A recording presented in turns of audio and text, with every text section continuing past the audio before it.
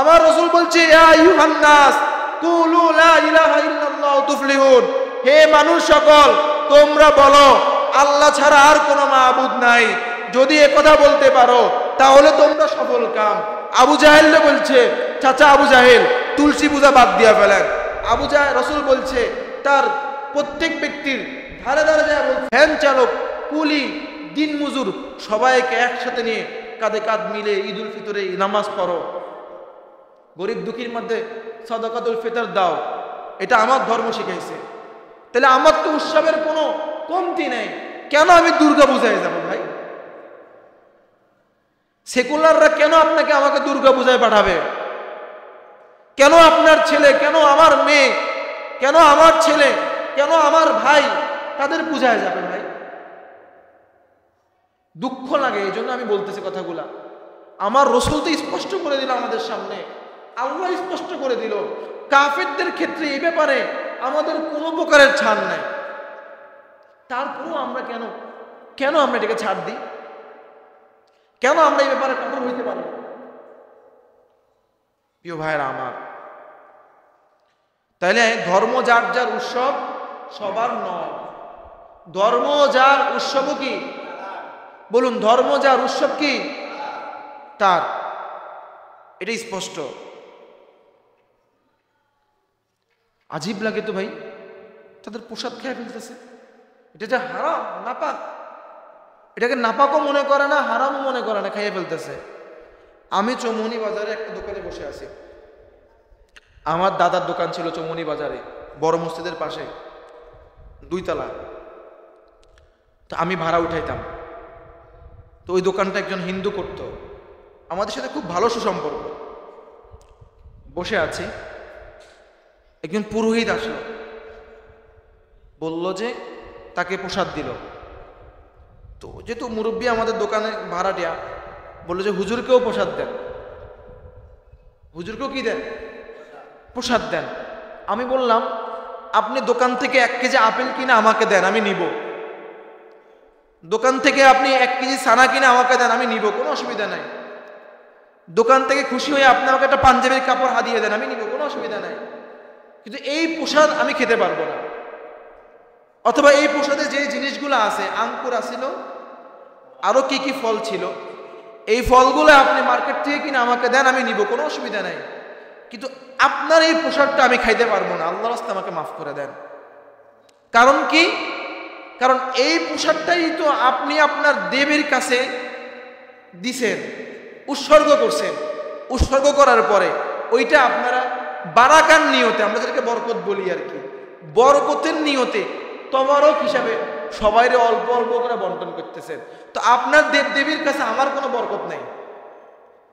এটা খাইলে, আপনার দেব দেবীর এই প্রসাদ খেলে আমার কোনো বরকত হইব না। আল্লাহর রাস্তায় আমাকে খাওয়াইন না। সে বুঝে গেল। এখন আপনাকেও তো এরকম হইতে হইব কিনা বলুন? খারাপ লাগছে কথাগুলা? এই সূরা কাফিরুনের মধ্যে আল্লাহ তাআলা হক এবং বাতিলকে পুরাপুরি স্পষ্ট করে দিয়েছে। কোনো প্রকারের ছাড় নাই। কোনো প্রকারের রাজনীতি নিয়েও, আমি তো রাজনীতিবিদ, আমাকে তো যেতে হবে পূজা মণ্ডপে।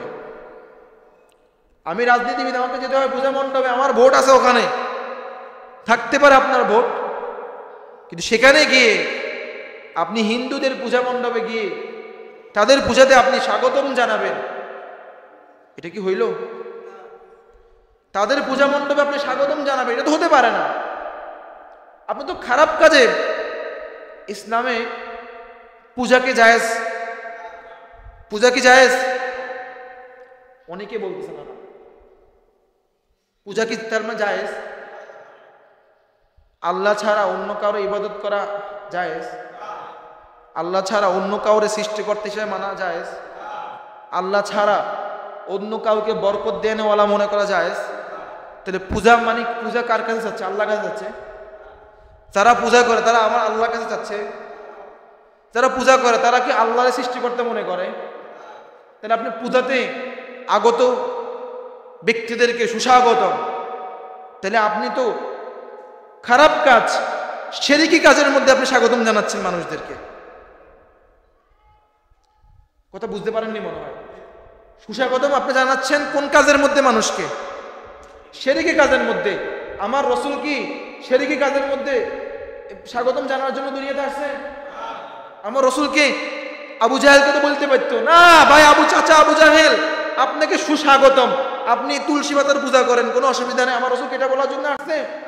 আমার রসুল বলছে ইয়া আইয়ুহান নাস কুলু লা ইলাহা ইল্লাল্লাহু তুফলিহুন, হে মানুষ সকল তোমরা বলো আল্লাহ ছাড়া আর কোনো মাবুদ নাই, যদি একথা বলতে পারো তাহলে তোমরা সফল কাম। আবু জাহেল বলছে চাচা আবু জাহেল তুলসী পূজা বাদ দিয়া ফেলেন।